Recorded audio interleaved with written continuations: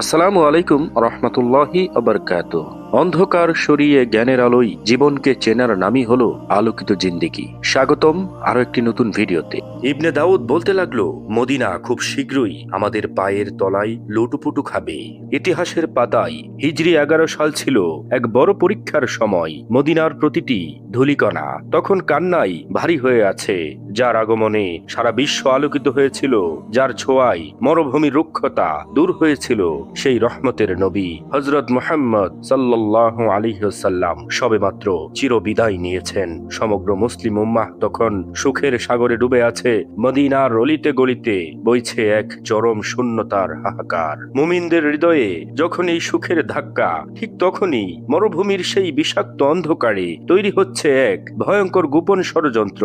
তারা জানে শোকার্ত মদিনা এখন সাময়িকভাবে স্তব্ধ, আর এই সুযোগেই তারা বুনতে চাইছে বিভেদ, বিদ্রোহ আর ষড়যন্ত্রের জাল। কিন্তু তারা জানতো না, ইমানের যে মশাল জেলে দিয়ে গেছেন মহানবী সাল্লাল্লাহু আলাইহি ওয়াসাল্লাম, তা নেবানোর সাধ্য কোনো তুফানের নেই। শুরু হচ্ছে সত্য আর মিথ্যার এক চরম সংঘাতের মহাকাব্য, হেজাজের তুফান।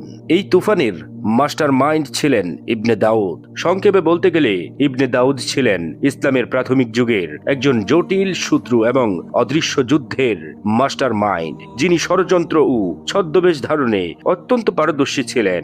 সে একটু দম নিয়ে অত্যন্ত ধীরে গভীর গলায় বলছে, শুনো থিওডোর, প্রকৃতির নিয়ম বড় অদ্ভুত। সময়ের চাকা কত দ্রুত ঘোরে দেখেছো? যে আরবের ধুলোবালি একদিন আমাদের পদতলে লুটিয়ে থাকতো, যেখানে আমাদের হুকুম চলতো, সেখানে আজ অন্য এক শক্তির জয়গান শোনা যায়। কিন্তু সেই ধম্বের দিন এখন ফুরিয়ে এসেছে, যার একটি চোখের ইশারায় আরবের শত শত গোত্র তলোয়ার ছেড়ে একে অপরের হাত ধরেছিল। সেই মহামানব আজ আর বেঁচে নেই। যে আগুনের তেজ আমাদের অস্তিত্বকে ছাই করে দেওয়ার ভয় দেখাচ্ছিল, সেই আগুনের মূল কারিগর আজ চিরবিদায় নিয়েছেন। আরবরা এখন দিক ভ্রান্ত এক কাফেলা। তাদের মাথার উপর এখন আর কোনো শীতল বটগাছ নেই, নেই কোনো একচ্ছত্র নেতা। থিওডোর ছিল একজন খ্রিস্টান পাদ্রী। সে বলছে, তোমার কথা হয়তো সত্যি, কিন্তু তুমি কি মদিনার ভীত ভুলে যাচ্ছ? মদিনার সিংহাসন শূন্য থাকেনি। আবু বকর খেলাফতের দায়িত্ব নিয়েছেন, আর তার পাশে ঢাল হয়ে দাঁড়িয়ে আছেন উমরের মতো কঠোর মানুষ, যার নাম শুনলে পারস্য আর রোমের সম্রাটদেরও বুক কেঁপে ওঠে। তারা কি এত সহজে আমাদের সুযোগ দেবে? ষড়যন্ত্রের মাস্টার মাইন্ড ইবনে দাউদ বলছে, আবু বকর তিনি তো এক কোমল হৃদয়ের মানুষ, যার চোখে সবসময় অশ্রু থাকে। আর উমর তিনি তো কেবল তলোয়ার চালাতে জানেন, রাজনীতি নয়। মনে রেখো থিওডোর, একটি বিশাল ইমারত ভাঙ্গার জন্য বাইরের আঘাতের চেয়ে ভেতরের ফাটলটাই যথেষ্ট। দেখছো না কি ঘটছে? ইয়ামান থেকে ওমান, হাজরামাউত থেকে বাহরাইন, পুরো আরব উপদ্বীপে বিদ্রোহের দাবানল জ্বলছে। যে গোত্রগুলো ভয়ে নতি স্বীকার করেছিল, তারা আজ জাকাত দিতে অস্বীকার করছে। তারা বলছে মুহাম্মদ সাল্লাল্লাহু আলাইহি ওয়াসাল্লামের সাথে তাদের চুক্তি শেষ। এই যে অনৈক্য, এই যে বিশৃঙ্খলা, এটাই তো আমাদের সেই কাঙ্ক্ষিত মুহূর্ত। ইসলাম এখন একটি সুতোই ঝুলে থাকা প্রদীপ, আর আমরাই হব সেই কাল বৈশাখীর ঝড়, যা একে চিরতরে নিভিয়ে দেবে। অপেক্ষা করো, শীঘ্রই তুমি দেখবে মদিনার অলিতে গলিতে ইসলামের পতাকার বদলে আমাদের চক্রান্তের জয়গান গাইবে আরবের মানুষেরা। তখন থিওডোর বলছে, কিন্তু এই অজেয় দুর্গের দেওয়ালে ফাটল ধরাবেন কিভাবে? আপনার মূল পরিকল্পনা বা ব্লুপ্রিন্ট কি? ইবনে দাউদ আস্তে করে মানচিত্রের উপর থেকে হাত সরিয়ে সোজা হয়ে দাঁড়ালেন। মশালের আলোয় তার চোখে এক পৌশাচিক আভা। ফিসফিস করে আবারও বলছে, তাদের শরীরের চেয়েও শক্তিশালী তাদের ঈমান।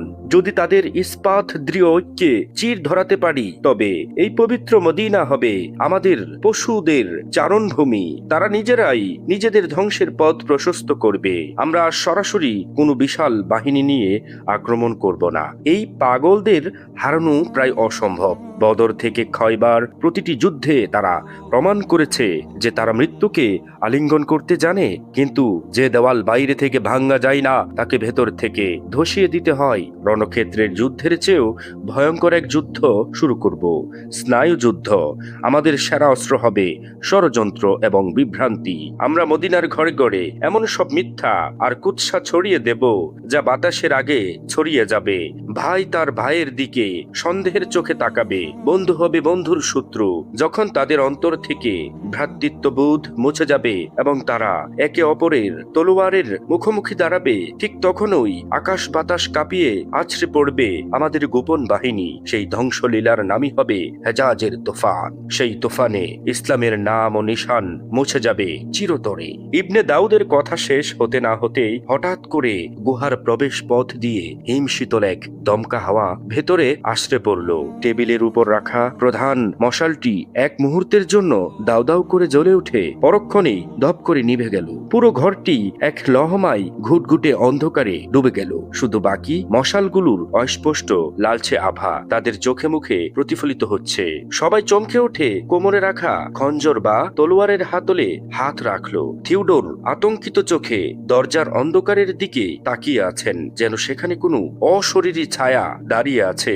ইবনে দাউদ অন্ধকারের ভেতর থেকে বলছে, ভাটাবেন না, এই বাতাস আমাদের শত্রু নয়, বরং এটি সেই তুফানের পূর্বাভাস যা আমরা তৈরি করতে যাচ্ছি। তবে মনে রাখবেন, আমরা আজ এখানে যা বপন করলাম তার কথা যেন এই মরুভূমির তপ্ত বালু টের না পায়। যদি মদিনার কোনো কান আমাদের এই পরিকল্পনার সামান্যতম আভাসও পায়, তবে আমাদের এই স্বপ্ন ধূলিসাৎ হয়ে যাবে। ইবনে দাউদ বলল, কালকের সূর্য ওঠার আগেই আমাদের প্রথম দলটি মদিনার ফটকে পৌঁছে যাবে। তারা যোদ্ধা হিসাবে যাবে না, যাবে তারা সাধারণ ভিক্ষুক, মুসাফির আর ব্যবসায়ী বেশে। তাদের জিহ্বায় থাকবে বিষ আর পকেটে থাকবে পারস্যের স্বর্ণ মুদ্রা। তারা মদিনার সহজ সরল মানুষের মনে সন্দেহের বীজ বুনে দেবে। আমাদের এই গোপন মিশন এখন থেকে শুরু হলো।